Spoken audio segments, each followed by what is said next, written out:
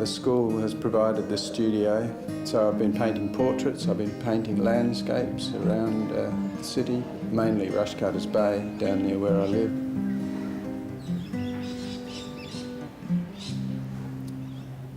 I love painting in daylight, and it's really difficult because it changes all the time with the clouds go over and everything, but it's something that I've done for many years now, and when I paint with a single source of light, like an artificial light, everything seems so easy, but I don't think it has the same subtlety and beauty of daylight.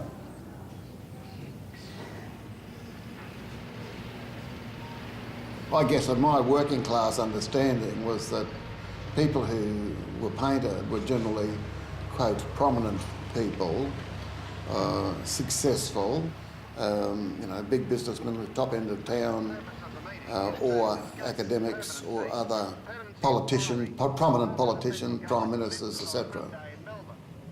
Even though he said, well, all sorts of people get their portrait, but I take it I'm only billed as labourer so far.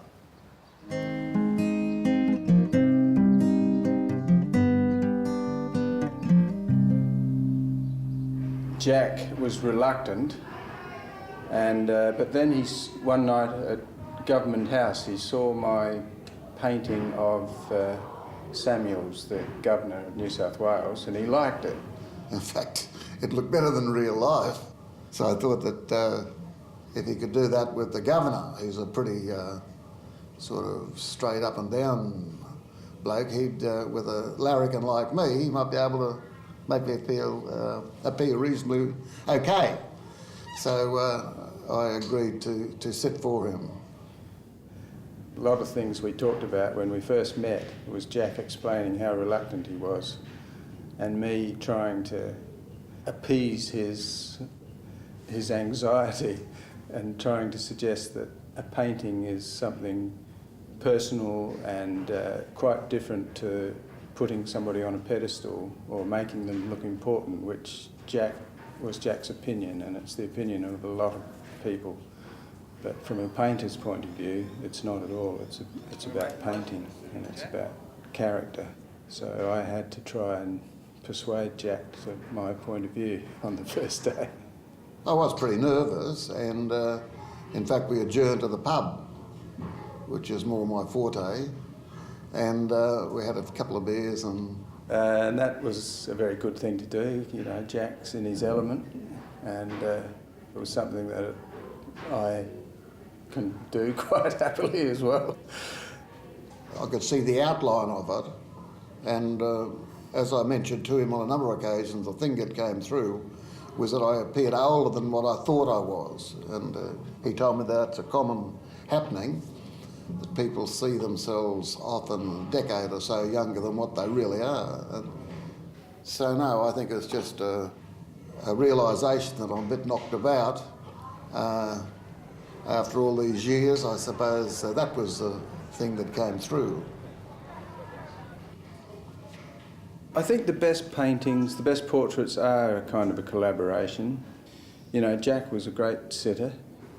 He made me aware of the fact that he left no stone unturned to help me complete this picture. He was always here on time, and he was a great sitter, gave me his full attention, and that's when the paintings go best, when there is that kind of sympathetic feedback from the sitter.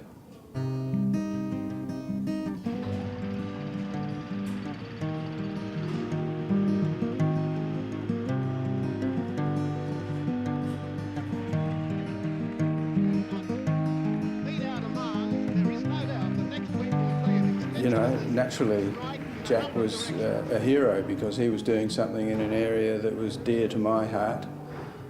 I don't like the word famous. The thing that I'm most pleased about is the environmental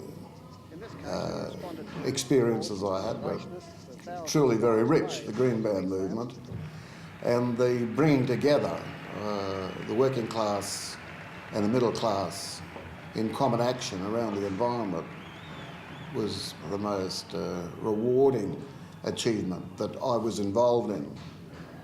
You know, you can look at paintings and think, oh, well, that one worked out well, or that sculpture, but how can you compare that with saving a bit of life? Life's more important than art.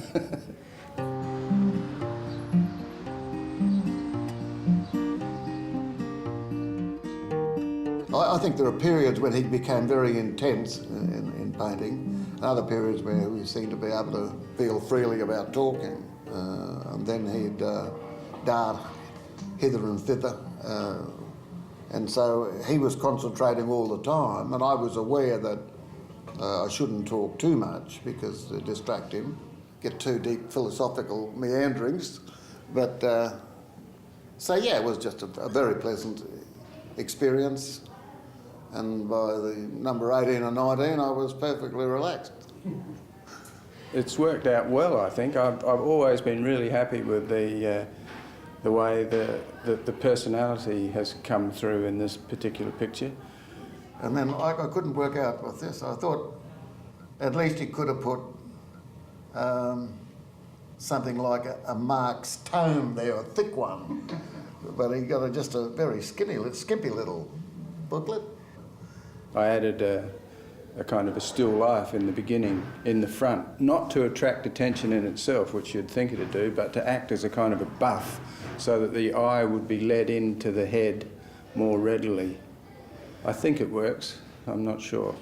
And then the jar, I'm glad that wasn't a schooner of beer because I'm known as a bit of a drinker in certain circles. So I thought that was a bit demeaning, actually. I thought I'd look on that. But then he explained it, no, it just takes you where to. So yeah, I was surprised to see it. But yeah.